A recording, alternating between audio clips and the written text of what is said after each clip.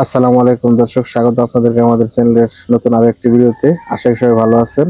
আজকে আপনাদেরকে নিয়ে ঘুরতে চলে আসলাম গাজীপুরের শিমুলতলিতে ক্ষুদ্র কুটির শিল্প ও বাণিজ্য মেলায়।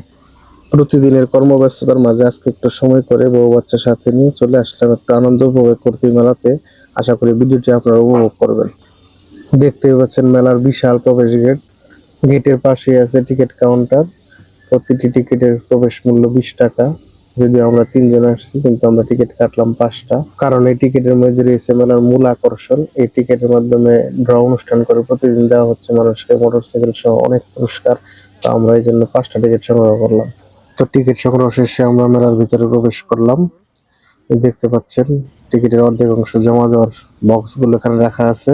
মেলায় ঢুকতেই চারিদিকে আলো, মাইক, গান আর মানুষের ভিড়ে একেবারে অন্যরকম একটা অনুভূতি। আমার মেয়েটা যে একেবারে অবাক হয়ে গেল যে সে কোথায় চলে আসলো। মেয়েটা খুশিতে আত্মহারা হয়ে একা একাই ছুটোছুটি করতে লাগলো। মনে হচ্ছে সে যেন সবকিছু আগে থেকেই চেনে জানে। একদম একাকি হাঁটে। মেলাতে রয়েছে বিভিন্ন ধরনের রাইডস। কোনটা ছেড়ে কোনটাতে উঠবো বুঝতেই পারছিলাম না। আমি বলি এটা, মেয়ে বলে ওটা।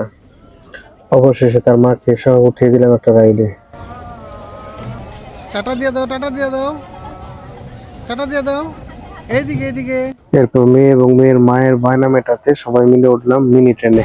এই যে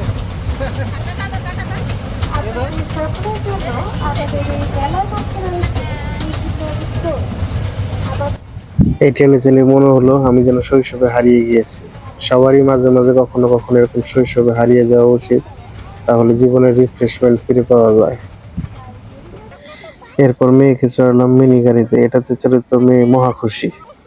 আনন্দ ফুর্তি খেলাধুলা করে ঘুরে ঘুরে ক্লান্ত হয়ে গেলাম। এবার খাওয়ার পালা। মেলায় যত খাবার সবই যেন আমায় ডাকছে। ভেলপুরি, চটপটি, ফুচকা, জিলাপি, আইসক্রিম, একের পর এক দোকান।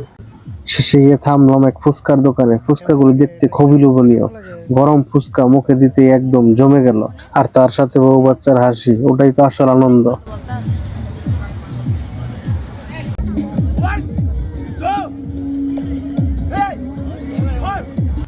এই সেই ভাইরাল বক্সিং গেমে আমার শক্তি কম, তাই আমি মারলাম না, শুধুই দেখলাম।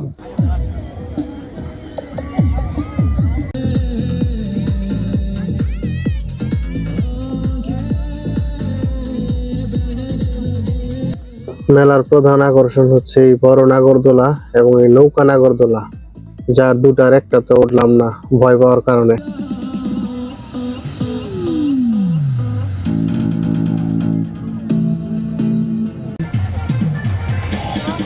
মেলার একটা দিক পুরোটা লাইট দিয়ে সাজানো, নানা রঙের ফোয়ারা, ব্যাকড্রপ আর ঝলমলে আলোর খেলা। ওখানে আমরা অনেক ছবি তুললাম। মোবাইলের ক্যামেরায় আলোটা পড়ছিল এমন সুন্দরভাবে যে প্রতিটা ছবি মনে রাখার মতো হয়ে গেছে।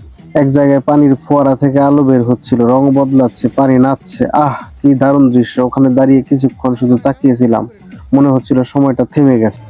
এবার আমরা প্রবেশ টিকিটের পিছনে ভালোভাবে নাম, ঠিকানা, মোবাইল নাম্বার লিখে অর্ধেক অংশ ছিঁড়ে বক্সে জমা দিয়ে দিলাম। যদি লাইগে যায় বলা তো যায় না।